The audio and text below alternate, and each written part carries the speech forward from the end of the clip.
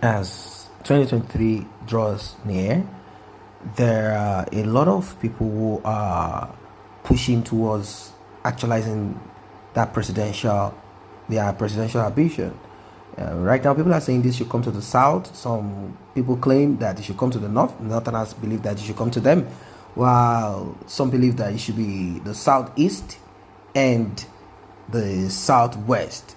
Well, whatever that is, it is reported that Senate Minority Leader Senator Eyinaya Abaribe, former governor of Imo State, Senator Rochas Okorocha, and 5 others have been listed as eminent Southeast politicians that they claim are qualified. They are the best of the best that can be presented as presidential candidates in 2023 general elections. A lot of Igbo groups, Biafran groups have been, particularly the one that has spearheaded this is Ohaneze Ndigbo. They've said that the presidential ticket, slot, post, position, seat should come to an Igbo man, not just a Biafran now. Let's say someone from an Efik person, Ibibio and all of that. They want someone that speaks the Igbo language. That's what they said. So they expect that one of them should getting that seat. And I am of an opinion that anyone from the southeast of Nigeria, governor, senator, wherever, a new person that gets in there and does not call for a referendum, I don't know what will become of that person, although this might assuage the talk, the issue, might assuage all of this that has been there. But then I need to let you know that it's called sectional aggrandizement. Having someone from the southeast of Nigeria, an Igbo man, being the president, is not going to put life, it's not going to change anything. The only thing you have is that some group of people will be quick to associate with him, and you have people who speak Igbo language or people who are his friends who will be at the corridors of power sucking and doing the same thing that this present administration, previous administration had done, nothing more. It's not going to change the microeconomics. It's not going to put food on your table. It's not going to make your life better.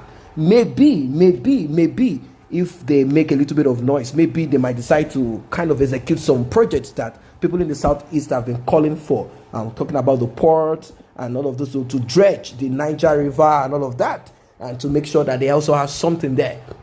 Maybe that could occur. But aside that, I don't see much happening here. A political group, the Igbo for President Solidarity Group, IPSC, through its president, Dr. Olukayode Oshiario, named the politicians after the meeting of the Congress in Abuja on Friday.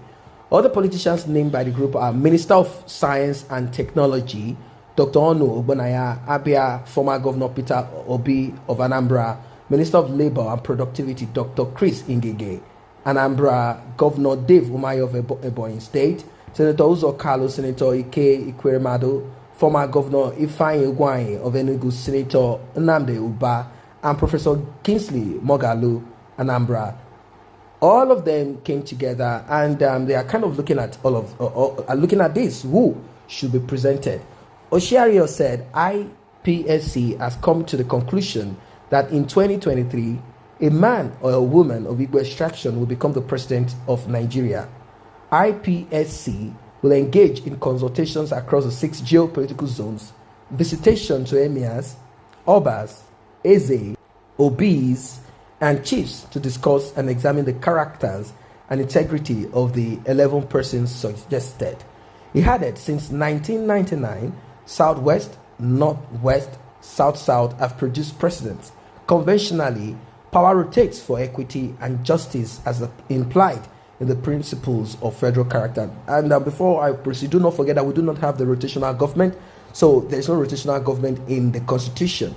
We went on to say, therefore, in 2023, passionate consideration should be accorded to the Southeast as the only zone in the southern region that has yet to produce a president. According to Oshiario, IPSC is founded out of sincere concern for the country to promote peace, unity, equity, justice, and prosperity. So I don't know what your own thoughts are as regards this. Mine, like I said earlier, I said anyone that steps in there and does not call for a referendum, the person has actually goofed. But you know what? It is the likes of the kind of politicians that we have right now, like a Okorocha, although people might change. But what he said is that why do the Biafrans want to cut themselves off from the rest? That's what he said. So he is not a person who wants that. Maybe. But then who knows? He might step in there and he might begin to think differently. Who knows? And Orji Kalu, you know them, you know their ways. When they were there as governors, you know what they did? They stole from their own people who speak the same language. So what do you expect that they are going to do when they get in there as president? It's like you just give them a larger cake than the smaller one they have. They had. So someone say, I beg, who is cracking this dry joke? He should be arrested for hate speech. We are putting the best of the best in equation, not some comedians. So they've looked at these names that I've just called out here now. Dr. Onu Ogbanaya, former governor Peter Obi.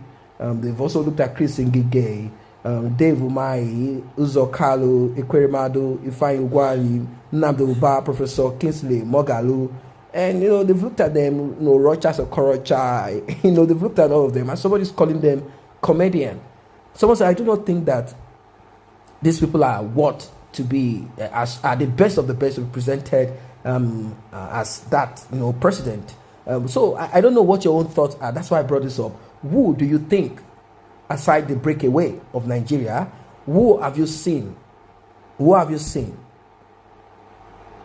Who can you point to? What name? Who are the person? Who is this person that you can actually say is a person of integrity? Someone that you have looked at the antecedent and said, oh, this person is one of the best that can be presented. Someone that if he gets in there, is going to do the right thing. That's what I want you guys to let us deliberate on. If you are from the southeast of Nigeria or from the south, or you're just concerned about all of this that is happening in Nigeria, who is this person? Is it Opus Odima? Is it Abaribe? Who do you think? Is it Nwodo? Who is this person? Who do you think should occupy that position as president and will do the right thing? Someone say, please, whatever thing you believe you want to do, don't ever mention people like Orji Kalu or Rochas or Korocha. They will sell Igbo land to the Fulanis. Please, please, please. So already, even before the elections, even before the names, before names are being announced, so people are already showing signs of distrust. They say, no, we do not trust any of these people. Over time, they have performed woefully. They've stolen. Just imagine Okorocha. He created a ministry and put his sister there. It's a ministry of happiness, that the people need happiness, and he went all over almost the building statues. So what will become of this? Does this kind of person, do they have economic sense? Do they know all of these things? So it's terrible. I don't know what your take is about this. All these names that have been called here. Moghalu, well, we cannot actually call him a politician per se, but what's your opinion as per Moghalu? Do you think he has what it takes, being that he has a background in in managing the economics and all of those things? Do you think that he can actually do the right thing, or is just going to get in there and begin to apply the same logic? Now you have a more educated criminal. Who do you think should be given that position? And what do you think the person should do when the person steps in there?